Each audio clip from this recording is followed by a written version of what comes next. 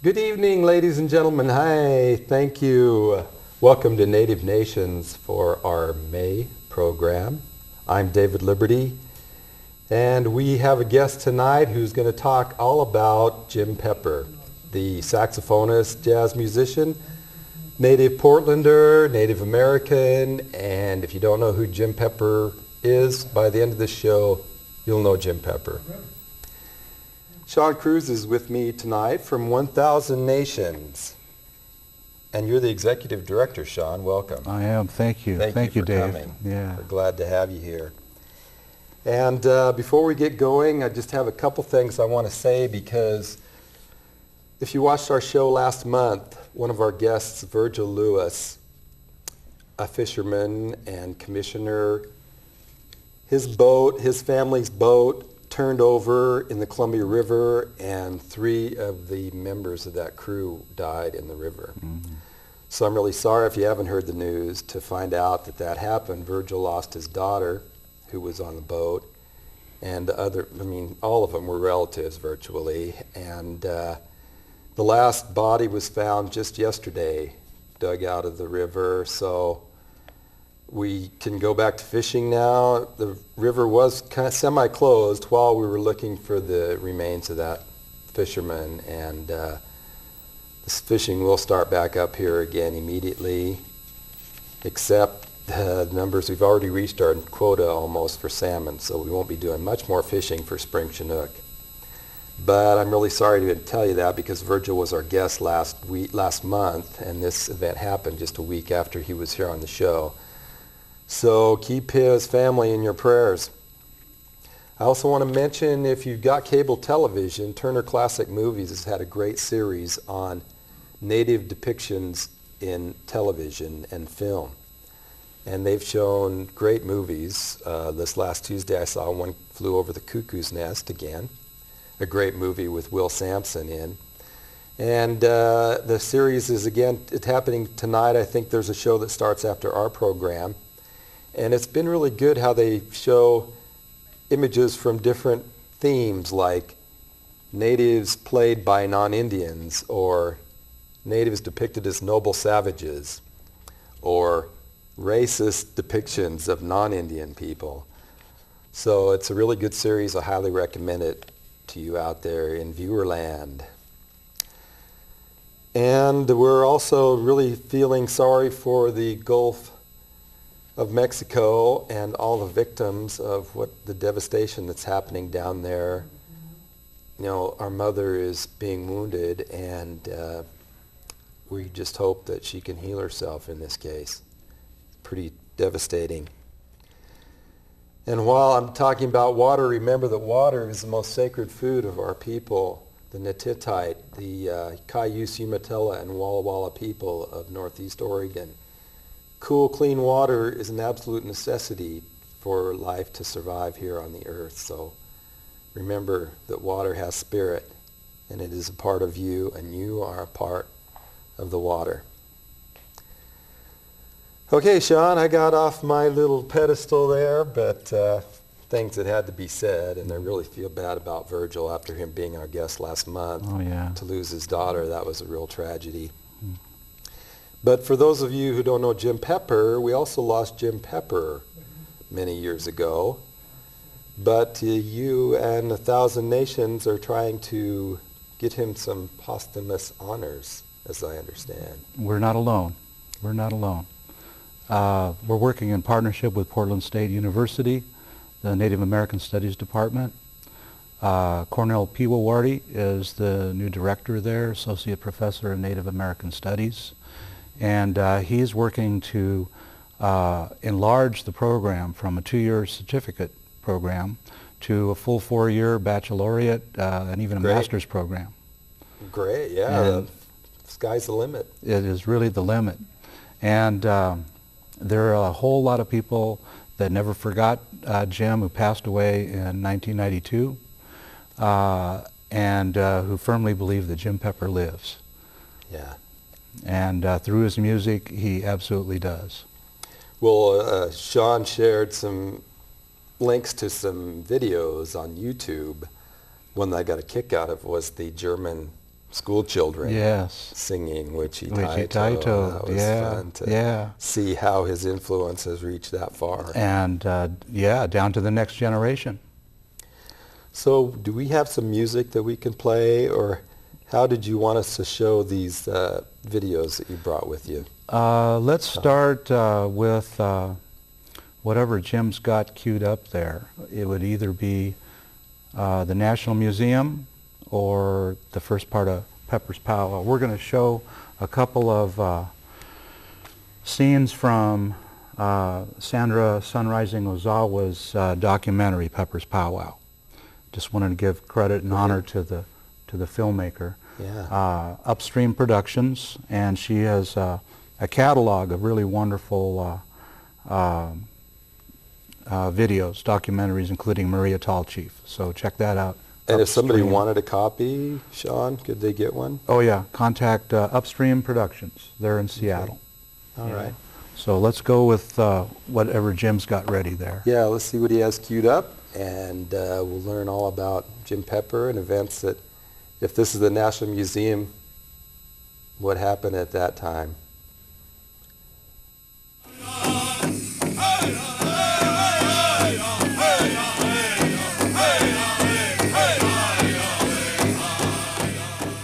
Maybe I was always geared to be a musician, you know, to be expressing myself, trying to get feelings out for other people to feel. It's probably, it comes from all of that, from the dancing, from the music, from my grandfather singing, my father dancing. My mother and my father, I had music around all the time. Maybe I had no choice because it was always there.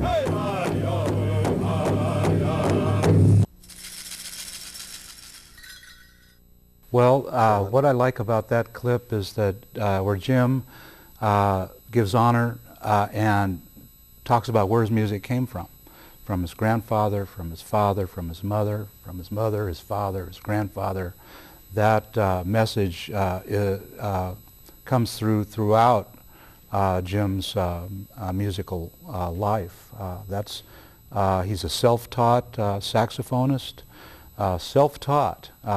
His father, There's his too many grandfather. keys on a saxophone to teach yourself how to play it. Come on. Well, you know what? You'll find that a lot of people, I mean, top jazz musicians in the world give honor to Jim as creating a new vocabulary and self-taught, not following into patterns that most saxophonists would get into as they come up through the learning the different schools as they come up. Oh, I'm sure. Jim found a way to speak his own language, and in fact, this Jim Pepper's Powwow is his first CD. It was actually not a CD, it was an LP back then, Of course. 1971. Good old vinyl, yeah. 71? 1971, and among the singers is his father, Gilbert Pepper, recorded in New York. And there's some wonderful stories behind that. I first became aware of Jim, though,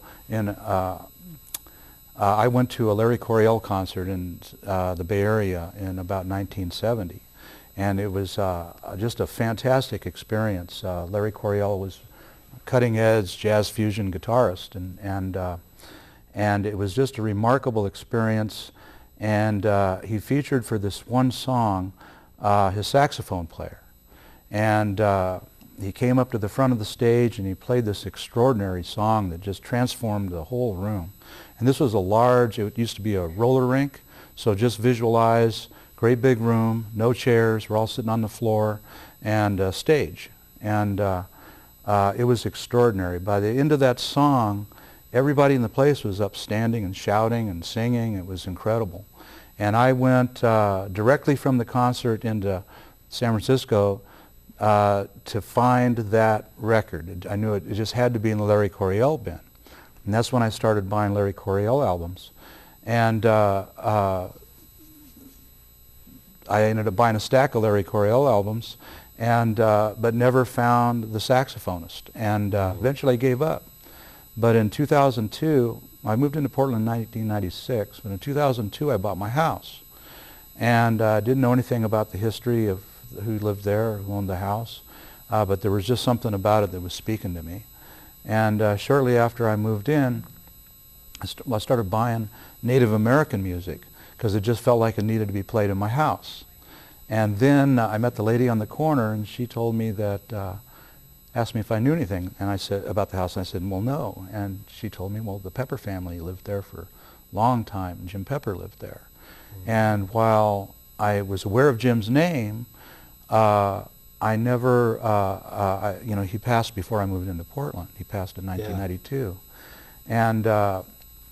And shortly thereafter, car stopped out front. I was working in my yard, and this lady said, hi, my name's Susie. We used to live here. Wondered if we could see the old house again. And I said, sure, and invited her and her grandson in, and we had a real nice visit, and she said, you know, my mom would love to see the old house. Could I bring my mom? You know, I said, well, sure, bring your mom. And so the following week, she brought her mom, Floyd Pepper, and we had a wonderful visit. And then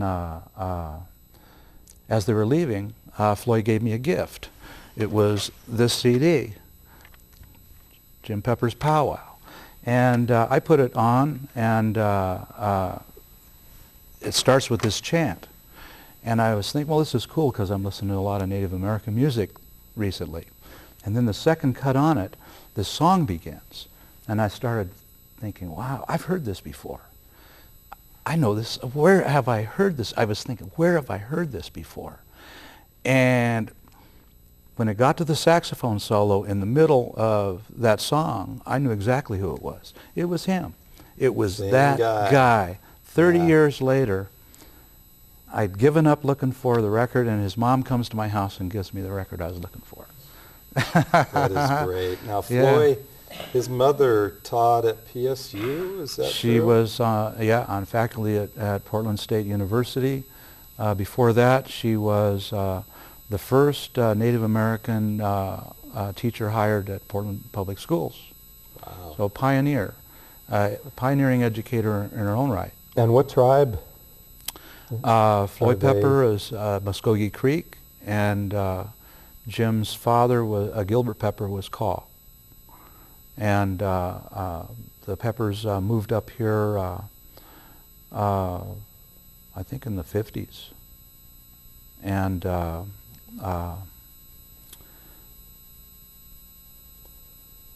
there's a lot of honoring that we first got in touch, I knew that you were wanting to get an endowed chair. Yeah. Portland State in honor of Jim, in his name. In 2005, the Portland Jazz Festival was dedicated to Jim Pepper. And a lot of people love Jim. A lot of people never forgot about Jim Pepper. Sure. And there were 3 events. There was a lecture at the Multnomah County Library. There was a showing of Pepper's Powwow, the documentary, which we just saw a little piece of, at Portland State. And then there was a concert of the Jim Pepper Remembrance Band at the Unitarian Church, and I went to all 3 events. And when I saw was at the concert, I was hearing Jim's music as a body of work for the very first time, performed live. Incredible songs. Never heard anything like this before. Songs like Lakota Song and Comin' and Goin' and Cattle Revival, just fantastic music. And I happened to be working for Senator Avell Gordley at the time. I was their chief of staff. And we carpooled into the Capitol every day. And we're driving in, I'm telling her about this incredible experience. At the end of that concert was probably the longest standing ovation I've ever been part of. It was incredible. The love that was coming there. And I'm sorry I missed it. Yeah, well, you'll get another chance. And anyhow, Senator Gordley assigned me to do the research and draft for her a Senate resolution honoring the life and achievements of Jim Pepper, which I did. Good. And all the whereases, you know, Jim accomplished this. Jim was received a number of posthumous honorings, first American in the arts, He's in the Native American Music Awards Hall of Fame, many honorings. And, Sure. and when we did the therefores, we wrote in there that the Legislative Assembly encourages the creation and endowment of the Jim Pepper Hungachieda Flying Eagle Chair at Portland State University to further the study of Native American music and its relationship to jazz. And that was in 2005, passed unanimously, and that's what we're working on now to achieve that, the creation of a Jim Pepper Chair at the Department of Native American Studies. And the concept is that every year we will bring a transformational performing artist to the university for a 2-week residency, and that would be the Jim Pepper Chair. Someone to work with the students in the community for 2 weeks, someone like Joy Harjo or Robbie Robertson or Bill Miller, you know, long list of people. Joanne Shenandoah would be one of the people we would love to have come and occupy the Jim Pepper Chair. And for 2010, we're working on bringing Gunther Schuller here. Gunther Schuller is won the Pulitzer Prize for Music in 1994. Really? He is one of the major figures of modern music. Didn't know that. He recorded with Miles Davis on Miles' Birth of the Cool album. He's probably the last living person who recorded on that. He's 84 years old now. And they recorded those on 78 RPM records. That's fast. But he was there for that. And in 2000, Gunther, he saw in Jim's music qualities that were transcendental, were very important. And so he arranged a number of Jim's songs for orchestra and Remembrance Band and powwow singers, and those were performed and recorded in Cologne, Germany in 2000. That was the only performance of Gunther's arrangements. So, apart from that one performance, this will be the world premiere of Gunther Schuller's Wichita Toe, the music of Jim Pepper. And that's what we're featuring in 2010. Will that be in August? Have you set a date? Early October. Those concerts with Gunther and that will be with Gunther Schuller conducting the Portland Chamber Orchestra, the Jim Pepper Remembrance Band, and when he recorded in Cologne, the powwow singers were Yellowhammer. They're punk southern powwow singers from Oklahoma that these guys used to tour with Jim in Europe and through the powwow circuit. I know some polka songs. Yeah, well, you'll be hearing some at the festival. Great. And but instead of Yellowhammer this year, it'll be Cornell Pewawardy leading the Intertribal Veterans Powwow Drum from Window Rock, Arizona. All right. It's going to be a fantastic concert. Well, Cornell has been a guest on our show. Yes. But we should get him back here before the event. You really have to do that. Since Portland State will be involved at great length, right? Oh yeah, absolutely. Yeah, our events, our Jim Pepper events are all dual benefits for the Jim Pepper Remembrance Scholarship Fund, which will finance scholarships to the Department of Native American Studies at Portland State. Great. So we're providing to the department students on scholarship. Fantastic. And the other one, our other charitable purpose is to support the creation and endowment of the Jim Pepper Chair, also at Portland State University. So the state passed the resolution, but they didn't provide any financing? No. It was, darn. you know they don't have any might money. Be the case. They don't have any money.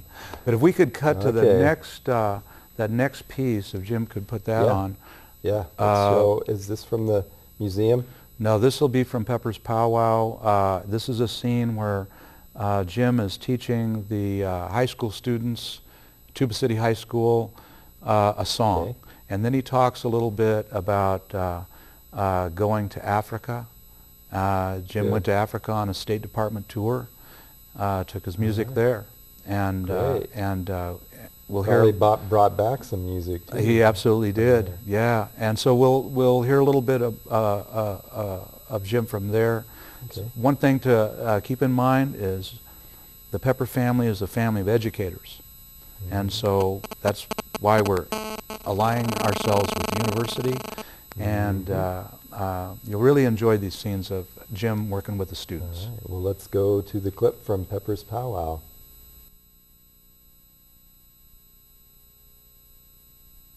Teach you all a Creek song.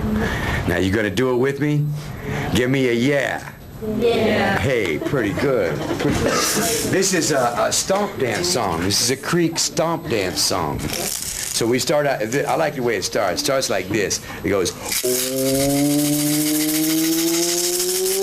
oh yeah, wee. Okay, you do that with me, okay? Oh yeah, wee. Oh he. Oh he. Oh he. Oh he. Oh he. Hoi hoi. Hoi hoi. Hoi hoi. Hoi hoi. Hey yeah. Hey yeah. Hey yeah. Hey yeah. I got a pretty gal. I got a pretty gal. Down in Tuba City. Down in Tuba City. Ooh, Willie LA. Ooh, Willie LA. Are you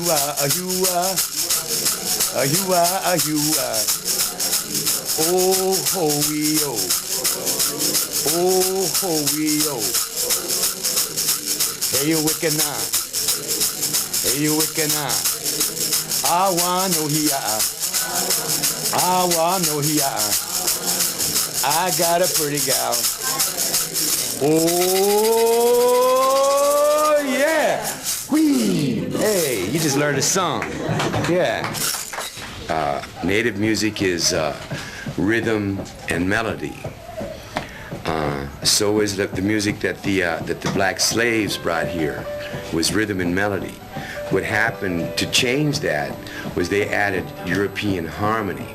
I have a motto about music, and I call it, my favorite music is rhythm, melody, and sweet harmony. You know, those three things are the ingredients for when I try to put my native music with jazz. I use the rhythm, melody, and then I add harmony to it. And I try to make the harmony so it is in harmony with whatever song I'm doing. I do. That's the best. Show Shoney Paddock a Arapaho. Macomb Creek Seminole. Cherokee, hey, don't look shady.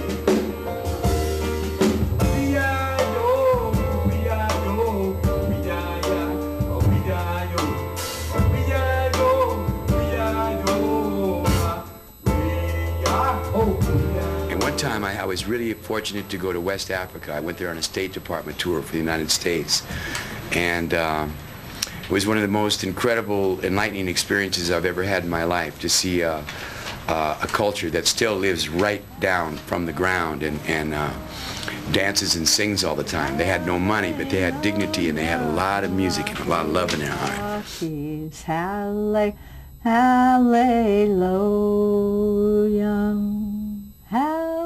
Everybody in this world, all cultures, the most important thing we have is our music. We as Indian people have lost a lot of the land, a lot of things, but one thing that we still have is our music, and the music should never die. Hallelujah, ya hey kakis, hallelujah. I really like that song, that last song that woman was singing. Cattle Revival. That's yet another reason why you want to get your own copy of Pepper's Powwow.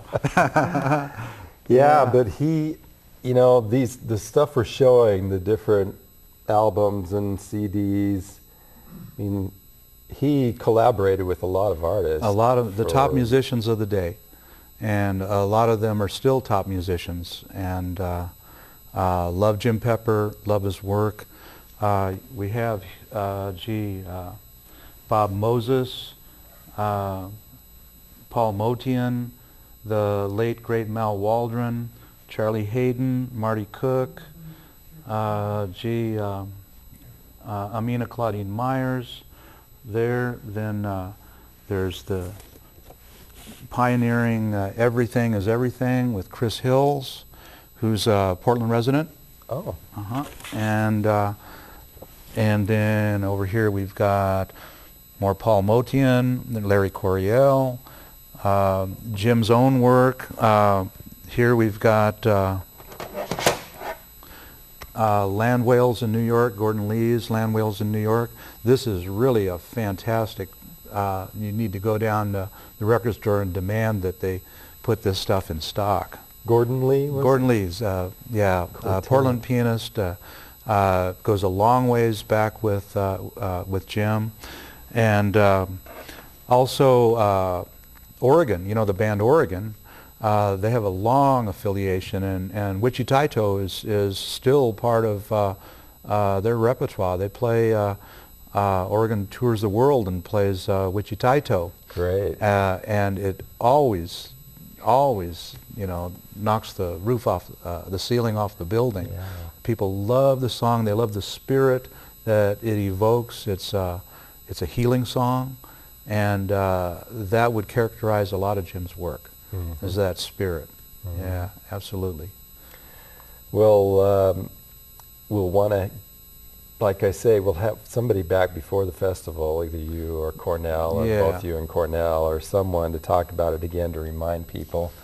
But did we ever get your contact information up for our screen view? I don't know. If you have, how much contact information you want to give out, Sean? If somebody wants to get a hold of you and help I sure you out hope in they the do. cause, Yeah, how I sure hope should they do. that? They can send me an email at seancruz@comcast.net. Okay. And we're working on a website right now. There's some technical difficulties with it. I was hoping that it would be up for tonight, but it's technical difficulties. Okay. But if they do a web search on Jim Pepper Arts Festival, that'll get them there, as well as Jim Pepper House. Yeah. That's another one. Oh, Yeah. okay. But if we could now, if Jim could hook us up with the National Museum. In 2007, there was a ceremony and a concert at the National Museum of the American Indian. The Pepper family donated Jim's saxophone and some other memorabilia to the museum's permanent collection. And the museum staged a ceremony. Yellowhammer was there and performed. The Jim Pepper Remembrance Band performed. And you're just going to have to hear some Jim Pepper Remembrance Band. So next time I come, we'll bring some of that. Okay, if the band doesn't want to come. They'll want to come.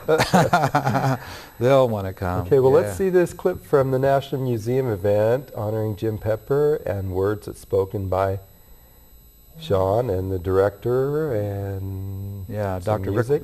Rick West. Rick West. Yeah. So if our producer has that. And my pleasure to welcome some people to the stage.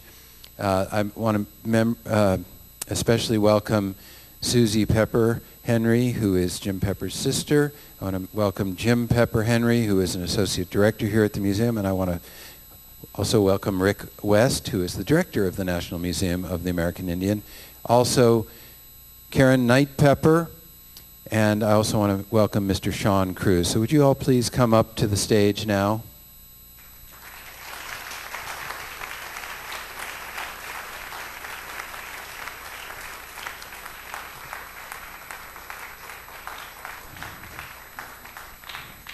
I want to turn the microphone over to Mr. Sean Cruz, who I just met and finding out some interesting things about.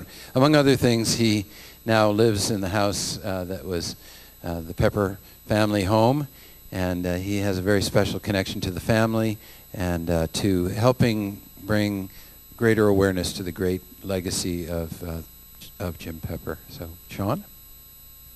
Thank you, Howard. You must not forget me when I'm long gone, for I loved you so dearly, Jim Pepper sang. And we are gathered here today to proclaim that this unique and remarkable man will indeed never be forgotten. On behalf of the family of Jim Pepper, Hunga Chieda, the Flying Eagle, I am honored and privileged to speak today, and I hope that my words are worthy of the occasion, that they carry honor and respect to all. Jim Pepper was born in 1941, and he passed from this life in 1992, leaving a legacy of art and personality that bridged cultures and continents. The gifts with which the Pepper family honors the National Museum of the American Indian today, including the silver saxophone through which Jim spoke his heart, always honoring his Indian heritage, forging new directions in music, preparing the way for future generations of musicians, are emblems of that legacy. In order to understand the legacy of Jim Pepper, one must first appreciate that Jim's music originated in the traditions, the language, and the culture of Native people, in his absorption of the teachings of his grandfather, Ralph Pepper, and of his father, Gilbert Pepper, and his mother, Floy Pepper, who recently celebrated her 90th birthday, but was unable to come out here.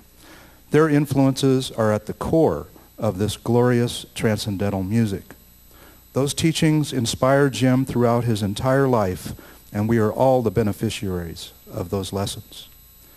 As a dancer, a singer, a composer, a band leader, an innovator, and as a saxophone player, Jim took those traditional songs, chants, rhythms, sounds, never losing contact with their native origins, never failing to give honor to his people, and created a new vocabulary of sound and meaning, incorporating American jazz, African and Caribbean rhythms, melody, and what he liked to call sweet harmony into a body of work that has yet to be fully appreciated.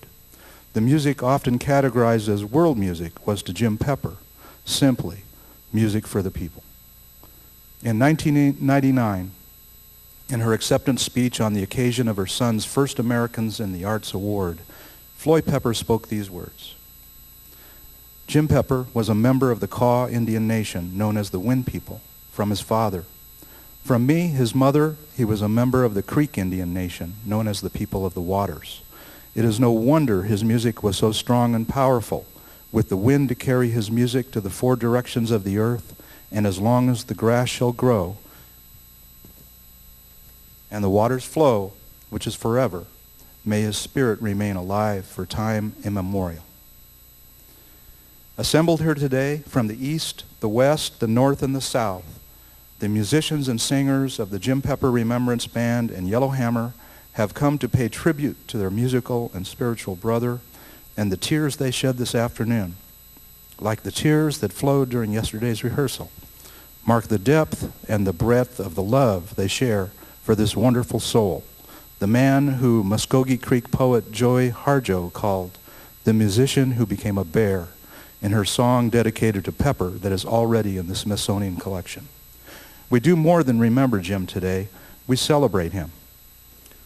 In the month that Jim passed, that February of 1992, Karen Knight Pepper composed a song poem titled simply Jim.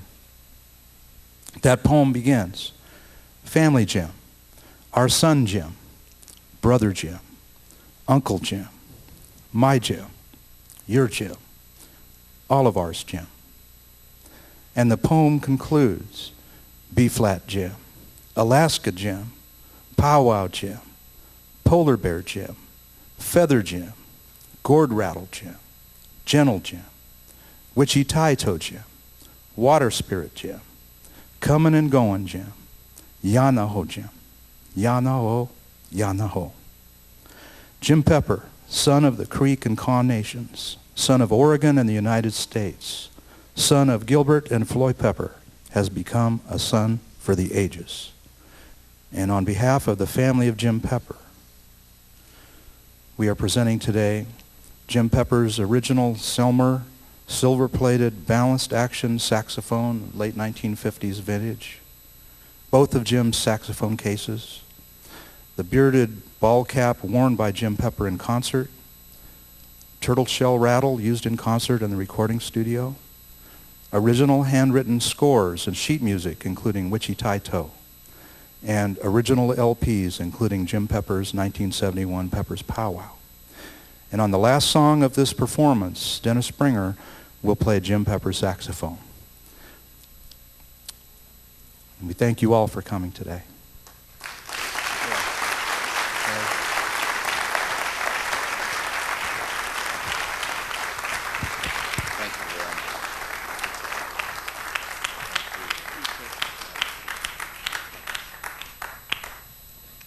Thank you very much for that very, very eloquent statement and remembrance. I have to say that for me, as the director of the National Museum of the American Indian, this is so much more than receiving wonderful memorabilia, as wonderful as that is, and it is, because there is a powerful human story here of Jim Pepper and what he had to go through in many ways, which was not finding, in important ways, the recognition here in this country that he should have while he was alive, and instead he was recognized more in Europe. Hopefully, your presence here today and the presence of these wonderful memorabilia of this remarkable man in our collections will bring a resolution to that shortcoming from the past, at least in part. And the second thing I would like to say, apart from the personal dimension of it, which with Jim Pepper is so powerful, is that his music represents something that this museum has stood for from the very beginning, and that is this wonderful connectedness between past and present, the gift of being able to move into media or forms of media that are not necessarily ours, and making them ours in very powerful and important ways. And so I think that this kind of thing is such a contribution to the mark that has been established by the National Museum of the American Indian, that we are all of these things. And it is important for everybody sitting here, whether you are native or non-native, to remember that there is this completeness, this movement through time and place on the part of Native people, and through art that has made us always dynamic and always creating very beautiful art. And so I want to say again how much I appreciate this gift to the National Museum of the American Indian, and how much it means for us, all of us who work here. And I would like you to join me once more in acknowledging these family members who are here for the remarkable gift that they have made to us.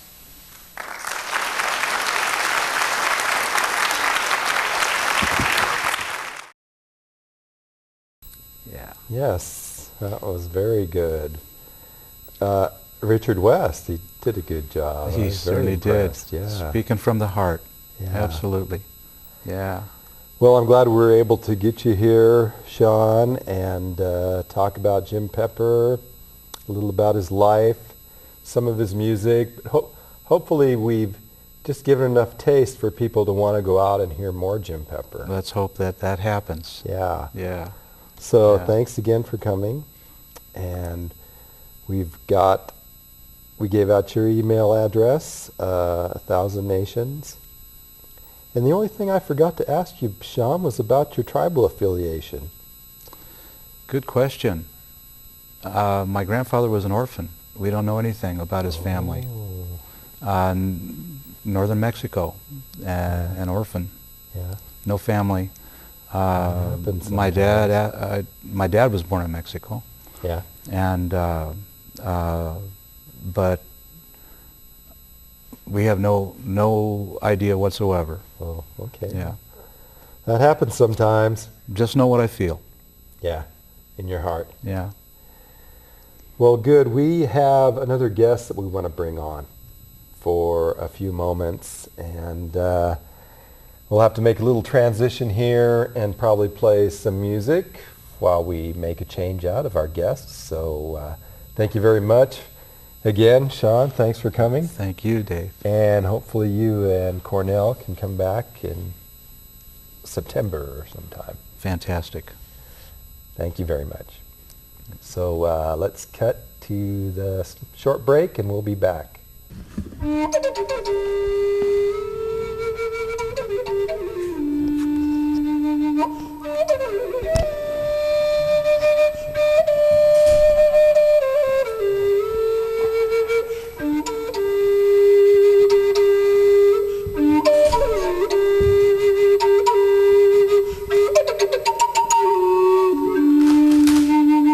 It's the old domino theory there, working on you.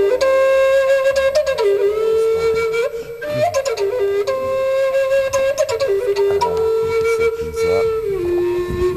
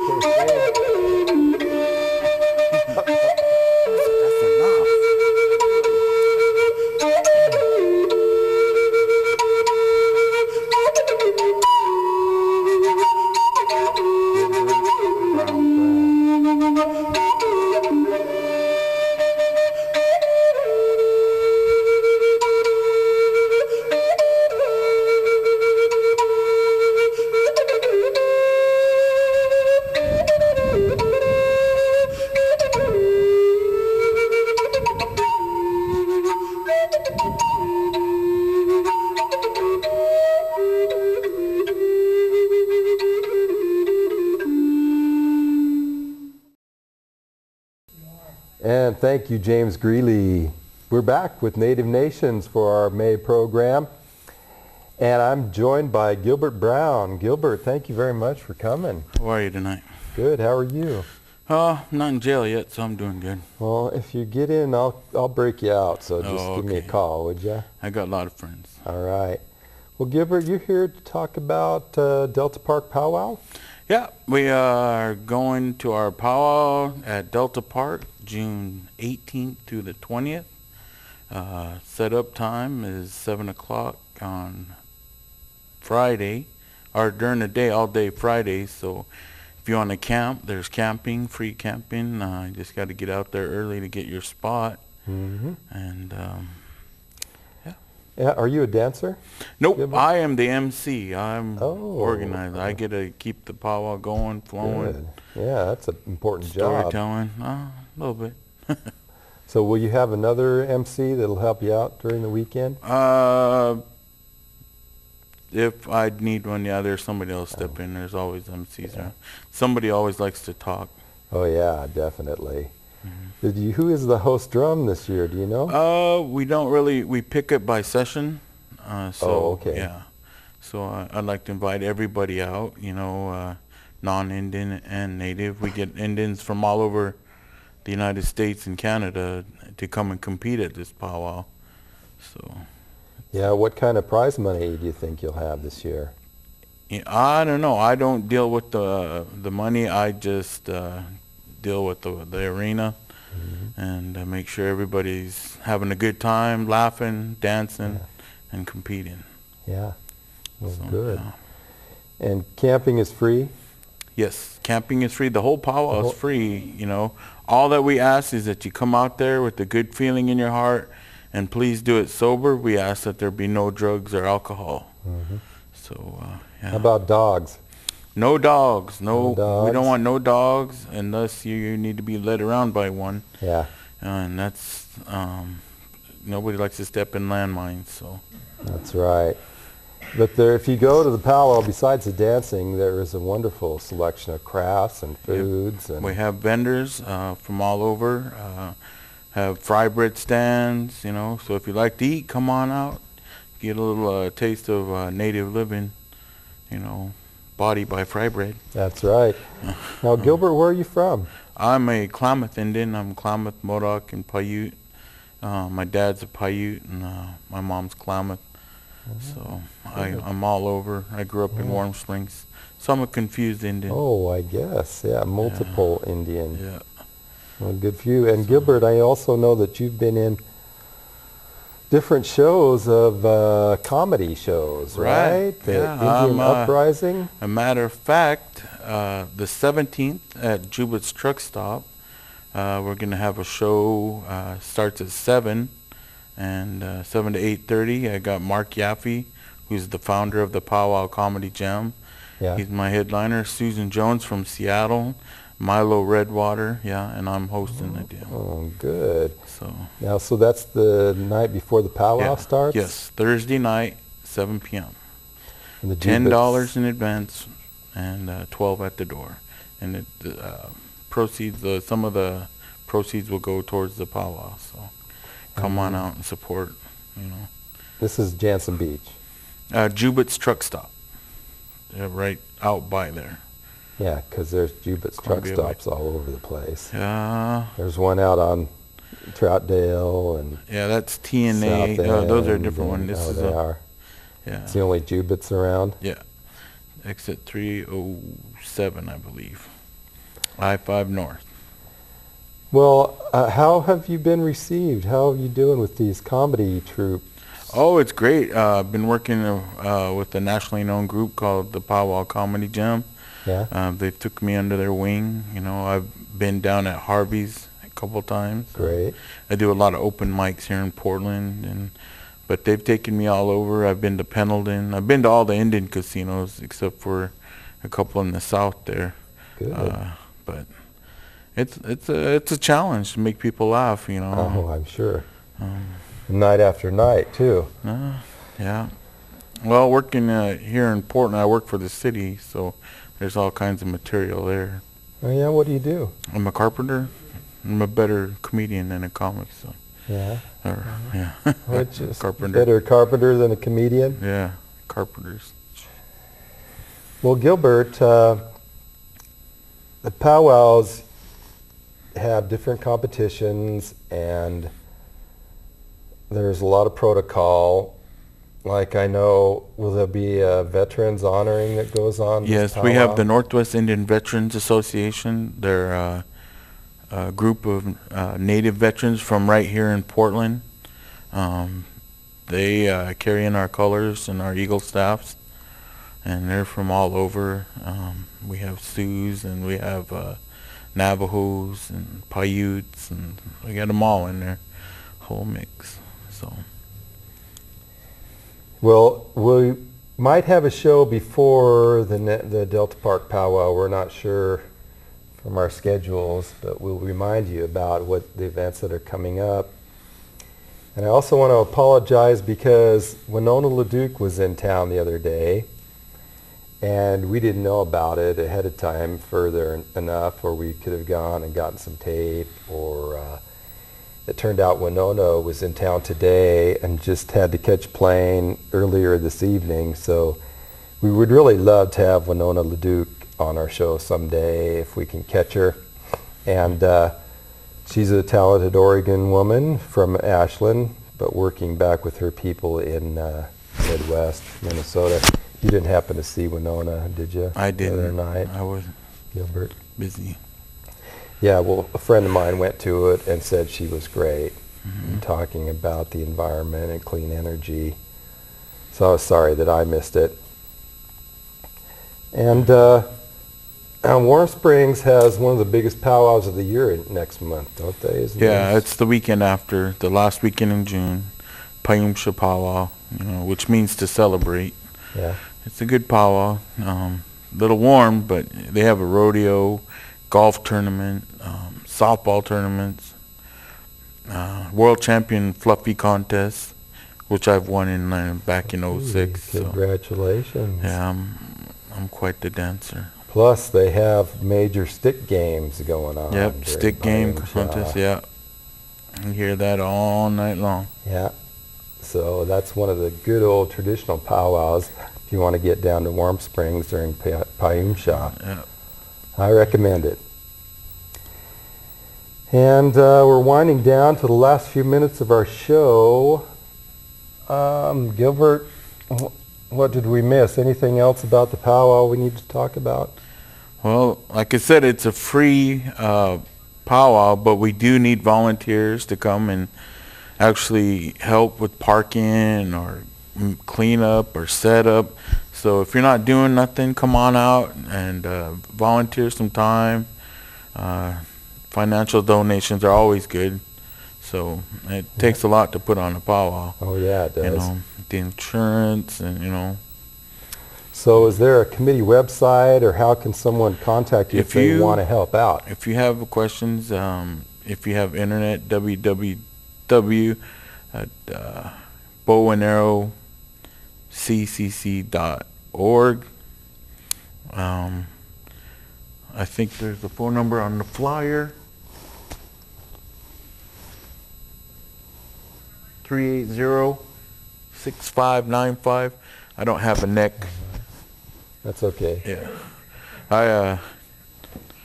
I was having an Indian uprising and turned out to be a small skirmish, and so I had to take some Viagra. And good. It got caught in my throat and it hasn't gone down. That was really 3 months ago. That's what did the swelling, huh? Yeah, really. No. Well, if we have, I'm not sure if we had a Jim Pepper DVD music that we could go out on. Jim, did we have that? I know we talked about it before. Just asking, have a good feeling. Invite everyone, non-Indian, Indian. Come on out and have a great time. Say hi. Not how, but hi. Yeah, and emphasize that the event is free. Because a lot of people expect to pay to get in, but you don't. You come right in, and it's all for free. So if we don't have the Jim Pepper music, then we do? Good. Well, thanks again, everybody, for watching, and thanks to our crew for helping us out tonight, and we'll be back next month.